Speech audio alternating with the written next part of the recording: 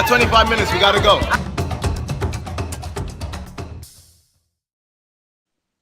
Hey, What's up, going on? everyone? Family. Happy Wednesday, everyone. We're happy to have you back with us. So if it is your first time ever being with us on Say That channel, please go ahead and put a 1 in the comments. We see all the comments. We want to hear from everybody. If you've been here before, if this is not your first time, go ahead and put some fire emojis because we know that you are ready. You are excited. And shout out to everybody who was early. Yeah, shout out to everyone who's early. That's awesome. So if this is your first time with us, we're super excited that you're with us. We'll tell you a little bit about what we are about. And Say That channel, we are all about being unapologetic about the ugly come up. We all know people who go from nothing to having massive success, but what happens in the middle? What happens during that ugly come up? Well, we are here to talk about all of that. We're not going to keep any of the details from you guys. And so we've got 25 minutes to answer the topic question of the day. And then after the 25 minutes are over, oh, so sorry, it's done.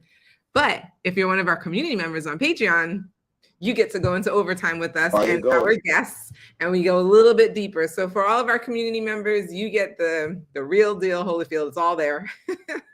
And today is one of those days. We have a guest with us today. We are super excited about today's episode and our guest.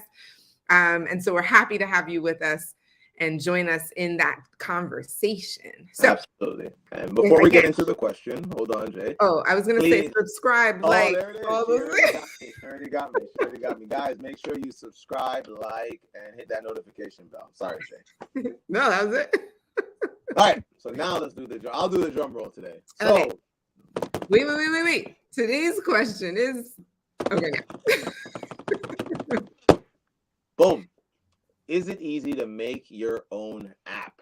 This is something where Janelle and I definitely are going to need a guest because this is not something that neither one of us have done. But our guest today, guys, is somebody who is literally leading from the front and doing that. This man wears multiple hats. Professor, DJ, CEO, everything he touches, guys, he's looking to enhance other people's lives with it. And so it is our great honor to have with us today, J. Sean Diaz. Our next guest.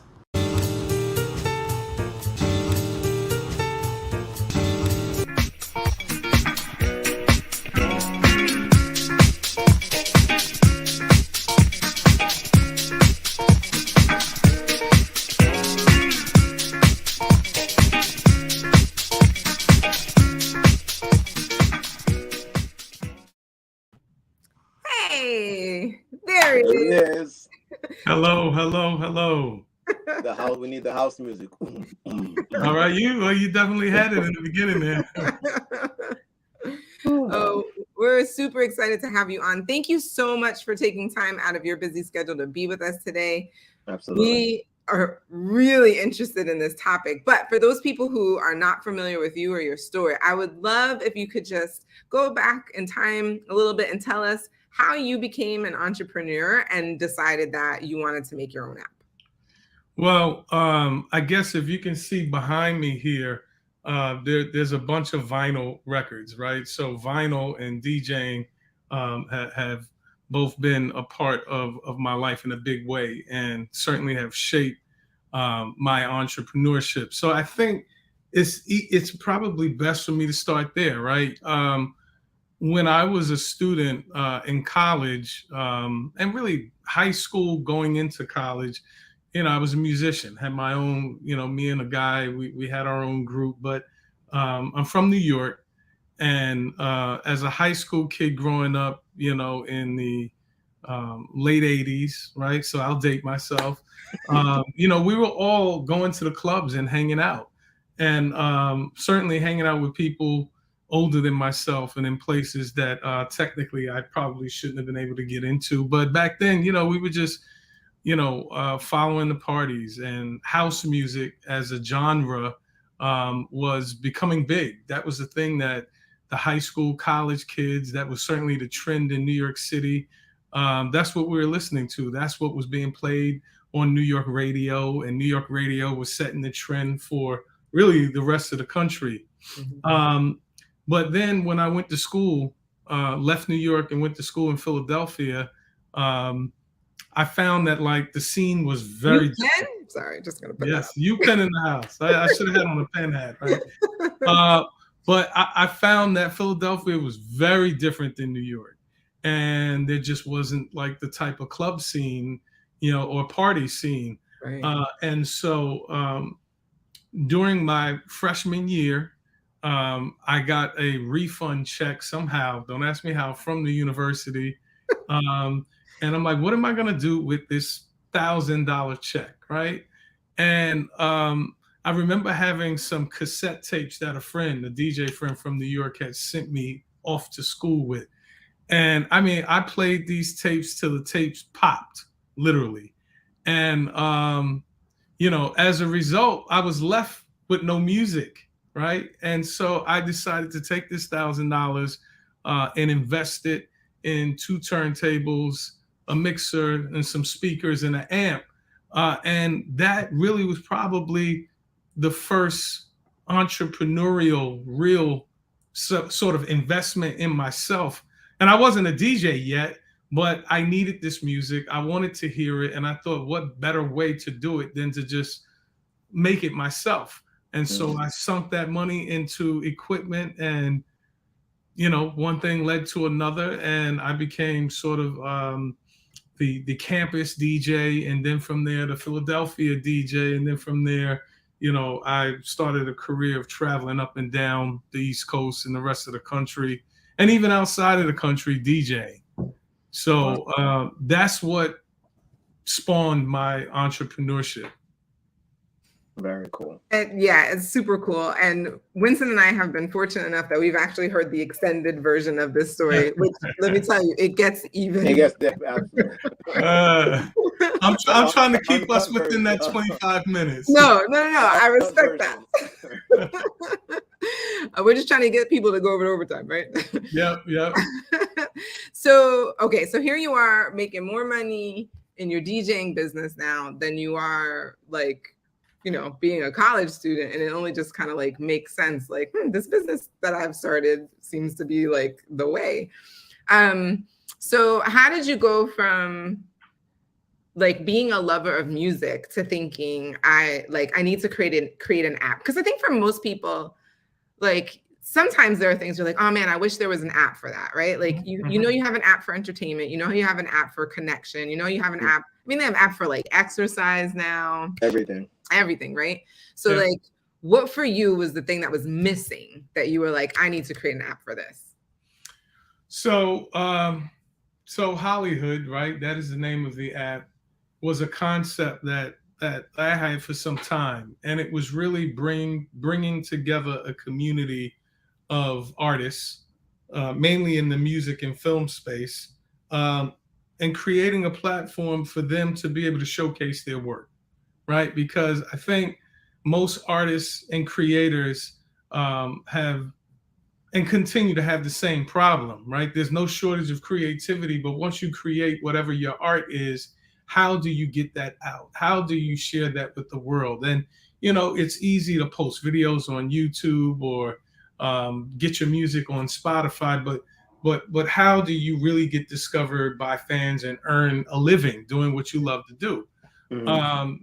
And I firmly believe that, most artists, creative people, they have that energy. They lack some of the business expertise, but that's okay. I think more and more people today are acquiring that expertise because you kind of have to do it yourself in the environment that we're in. Mm-hmm. But there's traditionally been this gap between the creative process and monetization or commercialization of some creative asset, whether that be music or film. And, I just found that technology has become sort of the leveling of the playing field, right? Mm-hmm. And certainly now offers people access to distribution, right? That's the one thing that the music business, the film business, television, they've always had a hold on distribution. right? And mostly because we were dealing with physical product, right? Especially in the music business, right? If you wanted to sell a record, you had to have that record wherever records were being sold. And that sounds so sort of foreign now, right? You know, even to the whole concept of, you know, record sales is really foreign now. It's really about streaming, but it's taken a lot to get there.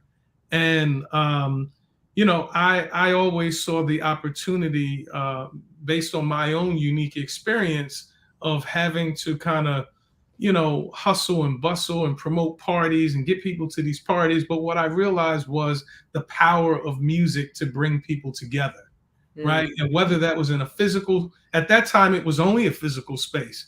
I wish we had more physical spaces today, you know, like we had back then, because the scene is totally different. But, you know, we always got together for parties, for clubs, and I recognized the power that music had. And so for me, it became a mission of helping to identify talent and helping to develop them and get them to a place where their talent could be featured commercially somewhere, whether that's music, whether that's television, film. And so with the, you know, evolution of the internet, the evolution of smartphones, MP3 technology, things like that, these were all sort of pro-consumer, pro-creator developments, right? You know, we think about record stores like HMV or Tower Records, or those stores don't exist anymore, right? And so while the methods of distribution have changed a little bit, and they have made it a lot easier to market and distribute, there still becomes the same problem of how do I get exposure, right? You know, a lot of people say, oh, my music's on Spotify, and they think they made it. But guess what? Just because your music is on Apple Music, Spotify, all these different places, you know, you look at it and you say, well, how many streams do I have? You know, how much money am I actually making? And at the end of the day, you know, it's not just the love of your craft and the passion, but it takes money and time to create music, to go in the studio, to record vocals. It takes time to go shoot a film.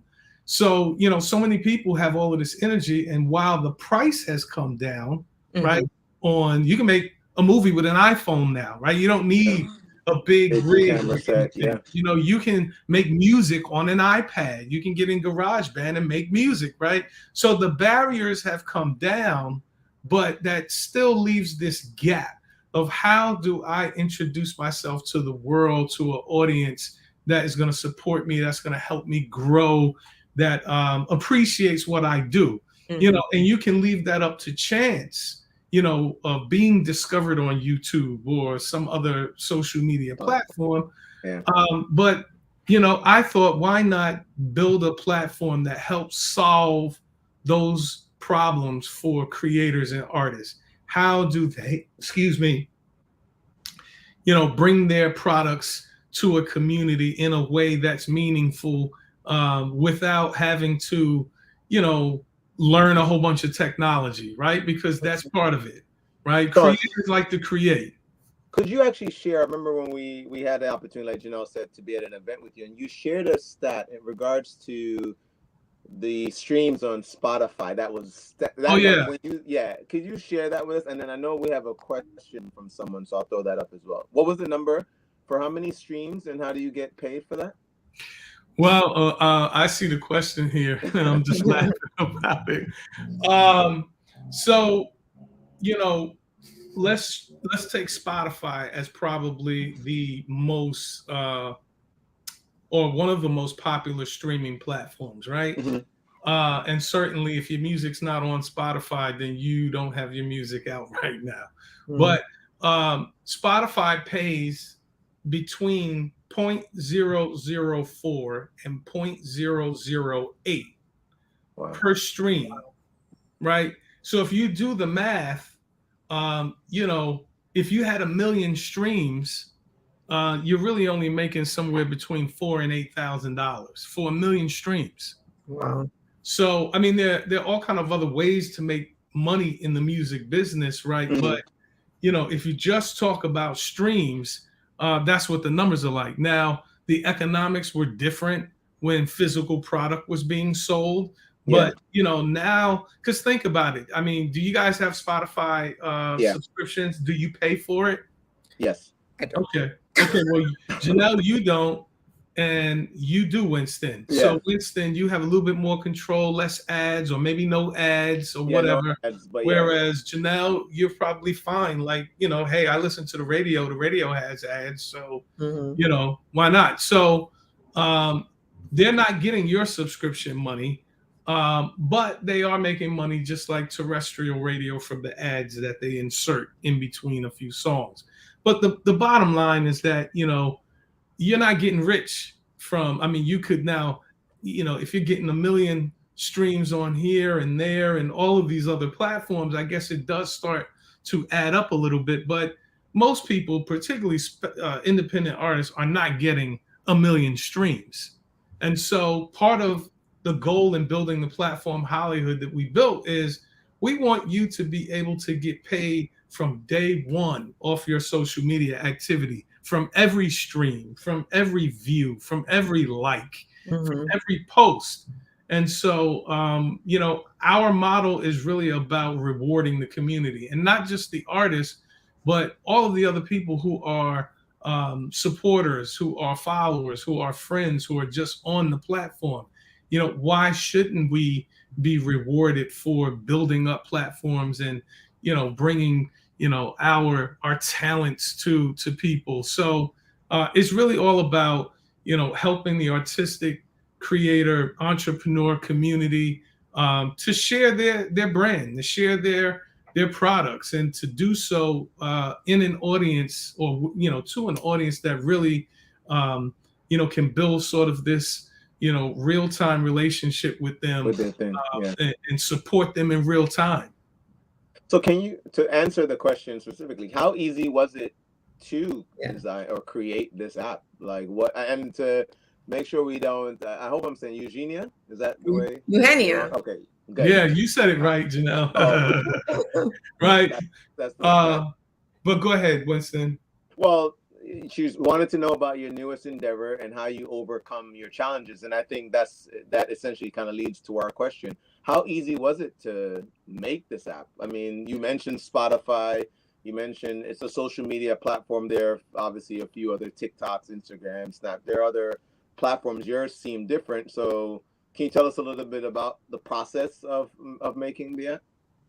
Sure. So we started officially building in June of 2020. Okay. Okay. And I like to say that, this pandemic, COVID, has been a very, difficult thing for a lot of people. But it's also created a lot of opportunity for different people as well. I'd like to think that it created one for us, because during that period, the music business, concerts, venues shut down. And so you had people who are relying on performing and going places to share their art, effectively shut out. How do they earn a living? And so to me, it was about building a solution to that problem. People were becoming more accustomed to experiencing virtual entertainment. People like my man DJ D Nice, who came out with Club Quarantine and had hundreds of thousands of people. Okay. But these platforms weren't built to service people who wanted to do that. And that's when I really saw the opportunity. Being in the house and working from home, it was like, I myself as a creator, I'm like, I gotta try and seize the moment and come up with a solution here while people are kind of mobilized like this and in one place looking for a solution like this. So we started in June 2020.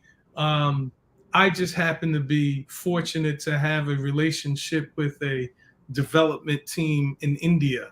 And so if people are wondering, how you can attack building an app and how difficult or easy it is, it really depends on what you're building. What we built, I think, is very complex, even though it's simple to operate. I think it brings together maybe 4 or 5 different apps in one.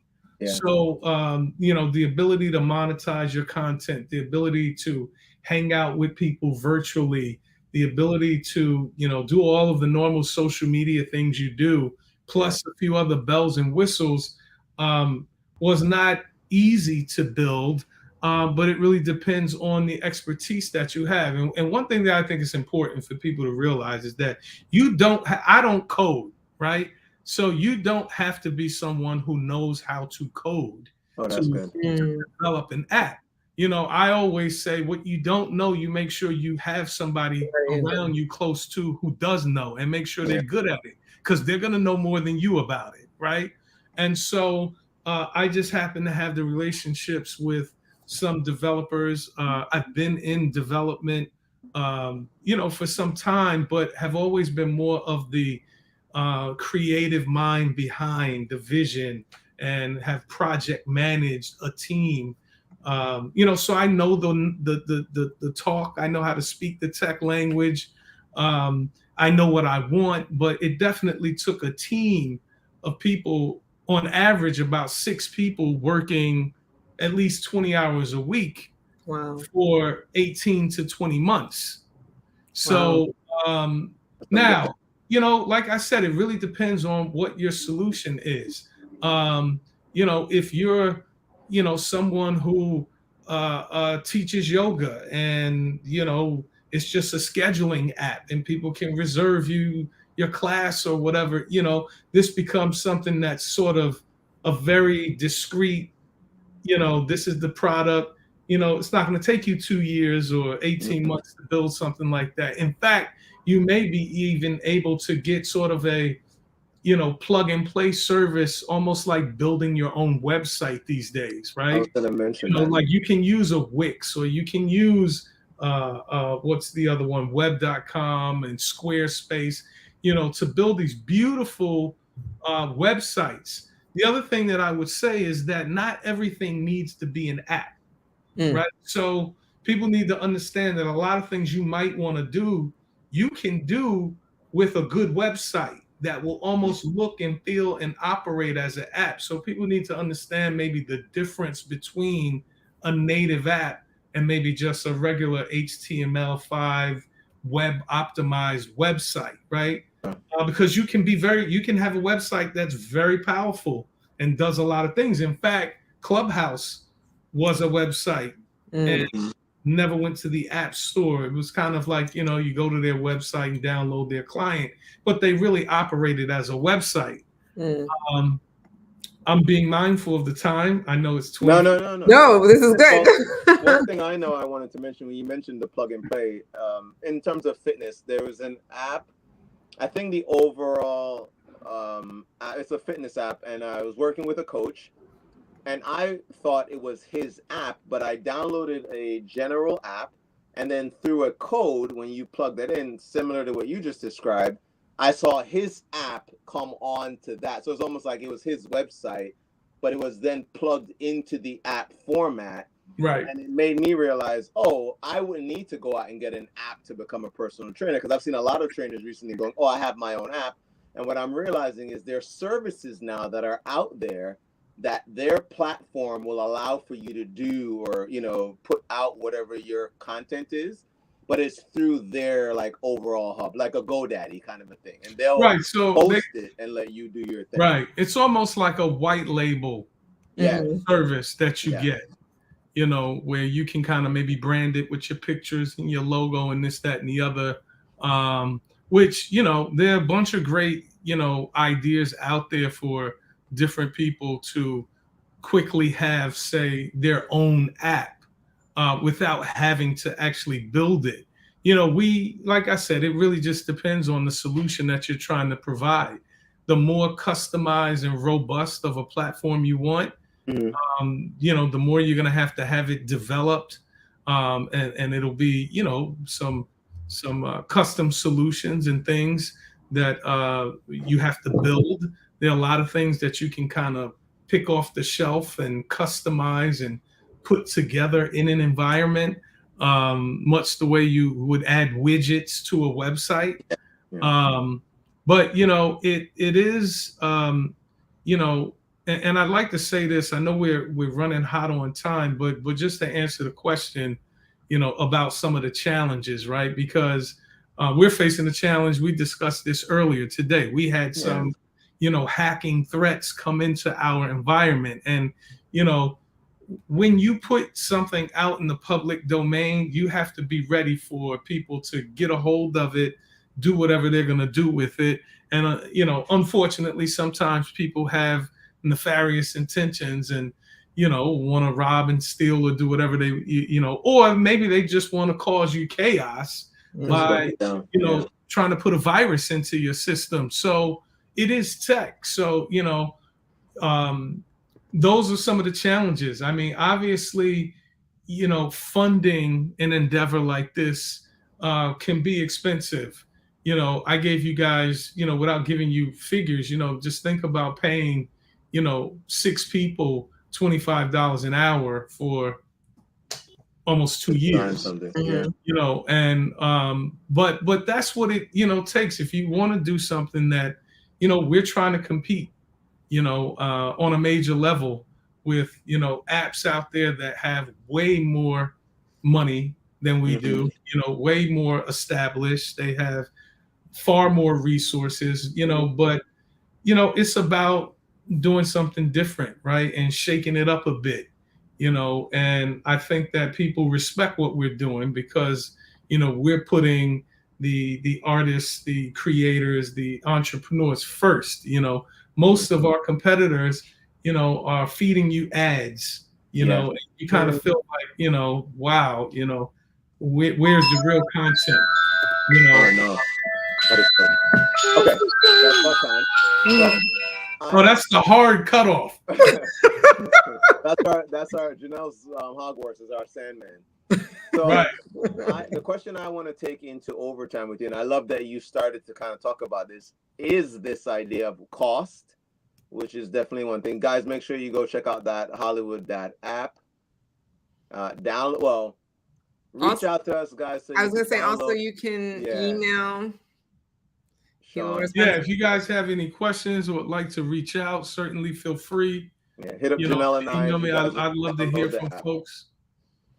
So the question I want to ask you is specific to some of the logistics costs, and then in designing an app like this, where you obviously see a foreseeable future where people are using this thing, what does that look like when you're working with designers constantly having to update the app, integrations of the app? How do where do you brainstorm? Like, who do you get ideas from? Things like that. So in overtime, if you could take us through more logistics and things like that, that would be amazing.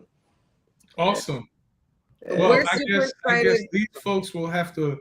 You gotta get the Patreon, people. Hey, membership has its privileges. Membership has its privileges. That is correct. Hey, I want to thank you guys for giving me the platform and the opportunity. I greatly appreciate it, and I appreciate being a part of what you guys are building. No, thank you. And I also want to say that too. Winston and I are really excited about this app. We have already streamed a couple of times to Hollyhood. And the reason why we love it is because, if you're out there and you're just thinking wait, is he saying that you make money just by following people that I like entertainers or whatever? What if you made money just by liking a post or sharing a post or posting a post? Yeah, you make money for doing all the things you already do. And this is why Winston and I are super excited. We're all about this, and we can't wait for more people to know about this. We really truly believe that this is going to be the next TikTok. It's going to take over. Yeah, so Hollyhood is social media for entrepreneurs. There it is. Oh, I love it.